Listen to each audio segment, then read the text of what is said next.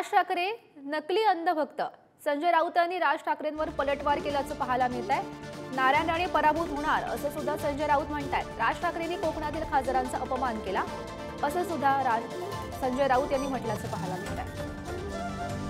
तर राज ठाकरे नकली अंधभक्त असं संजय राऊत यांनी राज ठाकरेंवर पलटवार केल्याचं पाहायला मिळत आहे। माझी सिंधुदुर्ग आणि रत्नागिरीच्या माझ्या सर्व माता भगिनींना माझी विनंती आहे, हात जोडून विनंती आहे, त्यांना निवडून द्या ही तर विनंती आहे। पण तुम्हाला एक प्रश्न पण आहे, नुसताच बाकड्यावर जाऊन बसणारा खासदार पाहिजे का केंद्रामध्ये मंत्री होऊन कोकणाचा विकास करणारा तुम्हाला उमेदवार पाहिजे? उद्या ज्या वेळेला नरेंद्र मोदींचं सरकार पुन्हा ज्या वेळेला तिथे बसेल येईल त्यावेळेला त्या केंद्रीय मंत्रिमंडळामध्ये आमचे नारायणराव राणे देखील पुन्हा एकदा असतील। मोदींचे भक्त झालेले आहेत, मोदी शहांचे, ते खरोखर महाराष्ट्राचे सुपुत्र आहेत का हे त्यांनी स्वतः आत्मचिंतन केलं पाहिजे। ते काल असं म्हणाले कोकणात, खरं म्हणजे त्याच्यावरती मी दखल घ्यायची गरज नाही, पण कोकणातल्या अनेक प्रमुख नेत्यांचा त्याने काल अपमान केला। तुम्हाला बाकं बडवणारे खासदार पाहिजेत बरं का। अजित पवार पण हेच बोलतात सुप्रिया सुळे यांविषयी, तुम्हाला बाकं बडवणारे खासदार हवे आहेत की मोदींच्या मंत्रिमंडळात जाऊन काम करणारे खासदार हवे। हा, मधु दंडवत्याने बाकं बडवून कोकण रेल्वे कोकणमध्ये आणलेली आहे, भ्रष्टाचारावरती हल्ले केलेले आहेत। थोडंसं आत्मचिंतन, थोडा अभ्यास केला वेळ काढून तर अनेक गोष्टी समजतात। पण अंधभक्त जे होत आहेत, नकली अंधभक्त, हे खरे भक्त नाहीत। हे उद्या त्यांची भक्ती बदलू शकते, देव बदलू शकतात, त्याच्यामुळे त्यांनाही समजणार नाही। तर नारायण राणेंवरही राऊतांनी निशाणा साधलाय, पाहूयात।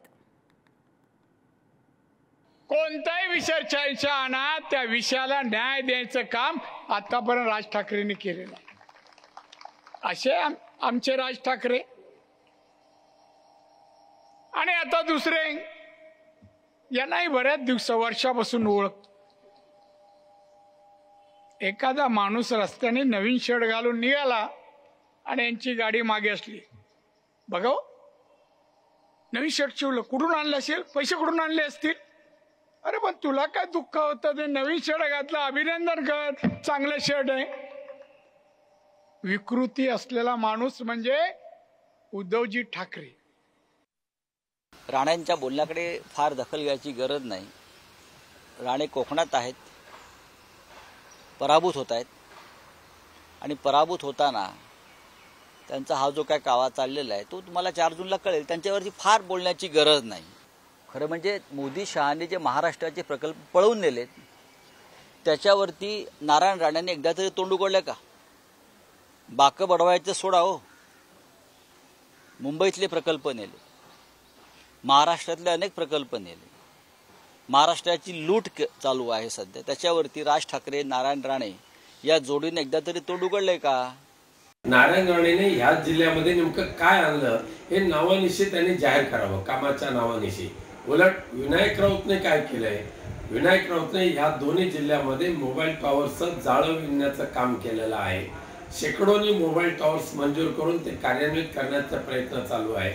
नारायण राणेंनी सत्तेचा वापर स्वतःच्या मेडिकल कॉलेज, इंजिनिअरिंग कॉलेजसाठी केला, पण विनायक राऊतने सत्तेचा वापर करून माननीय मुख्यमंत्री उद्धवजी ठाकरेंच्या माध्यमातून शासकीय वैद्यकीय महाविद्यालय आणलं 966 कोटी रुपयाच्या तरतुदीसहित। आडाळ MIDC मध्ये नॅशनल मेडिसिनल प्लांट जो आहे तो मंजूर करून घेतला।